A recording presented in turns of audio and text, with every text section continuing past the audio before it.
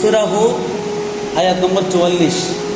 বেশি অতিরিক্ত বন্যা হওয়ার কারণে ওই সময়ের বন্যার তুলনায় বর্তমান আমাদের বাংলাদেশের এই 24 সালের বন্যা কিছুই না। ওই সময় যে বন্যাটা হয়েছিল এই সূরা হুদের আয়াত নম্বর 44 এটার ঘটনা, সেখানে সর্বশেষ বলা হচ্ছে ওয়াকিলা, বলা হলো ইয়া আরদু বুলাঈ মাকি, হে জমিন তোমার পানি তুমি গিলে খাও, গ্রাস করে নাও। ওয়া সামাউ আকলি, হে আকাশ তুমি বৃষ্টি বর্ষণ করা বন্ধ করে দাও, ক্ষান্ত হয়ে যাও। ওয়াগীদাল মাউ, অতঃপর পানি বন্ধ হয়ে গেল। ওয়াকুদিয়াল আমরু, বিষয়টা সমাধান হয়ে গেল। ওয়াস্তাওয়াত আলাল জুদি, উত্তর ইরাকে একটা পাহাড় আছে, ওই পাহাড়ের নাম হচ্ছে জুদি পাহাড়। এই জুদি পাহাড়ে নৌকায় এসে থামলো। সুবহানাল্লাহ।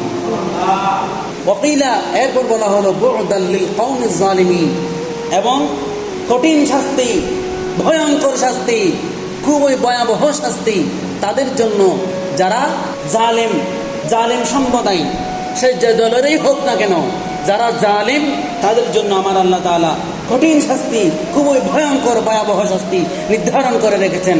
উচ্চ আওয়াজ বলি নাউযু বিল্লাহ। আমার মা বোনেরা আল্লাহর দয়া যেন উদ্ধার হতে পারে, আল্লাহ যেন তাদেরকে বিপদমুক্ত করে, এই আশায়, এই নিয়তে ইয়া আরদু বুলাঈ মাকি ওয়া ইয়া সামাউ আকলিঈ, এই অংশটা বেশি বেশি পড়া উচিত। এবং আমি নিজেও পড়তেছি যে ইয়া আরদু বুলাঈ মাকি, হে জমিন তুমি তোমার পানিগুলা শুষে নাও, শুষে খাও, গ্রাস করে নাও। ওয়া ইয়া সামাউ আকলিঈ, হে আকাশ তোমার বৃষ্টি পানি বন্ধ করে দাও, থেমে যাও। এই আয়াতুল উসিলাই বন্যায় প্লাবিত মা বোনেরা আল্লাহ যেন তাদেরকে মাহফুজ করে, বিপদ থেকে যেন আল্লাহ উদ্ধার করে, আল্লাহ তাআলা সেই সুন্দর ব্যবস্থাপনা দান করুক, আমিন।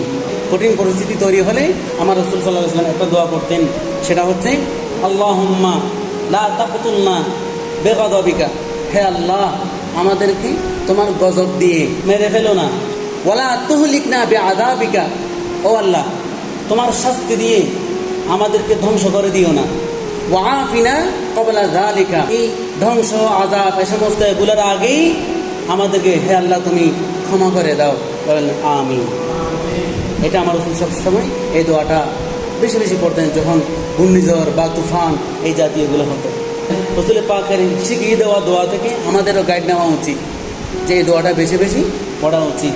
আল্লাহ তাআলা আমাদের সবাইকে রাসূল পাকের সুন্নাত মোতাবেক যে পথে চললে আল্লাহ খুশি, রাসূল খুশি, আমার মা বাবার কষ্ট সার্থক হবে, আমরা যেন সে পথেই চলতে পারি, সেই তৌফিক আল্লাহ তাআলা আমাদের সবাইকে দান করুক, আমিন। সালাতুন ইয়া